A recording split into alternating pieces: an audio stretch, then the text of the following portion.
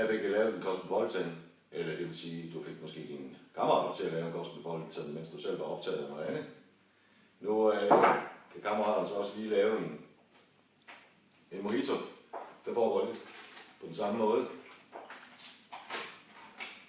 Iskold mojito mix, åbnet med et snuptag, op i glasset med skidt. Sådan. Og så rom, så du synes det passer. Og så er den i princippet klar.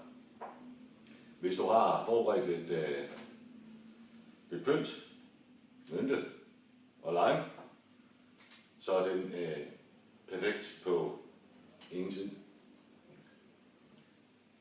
Det tror jeg godt, at også dine kammerater kan finde ud af. Så velbekomme.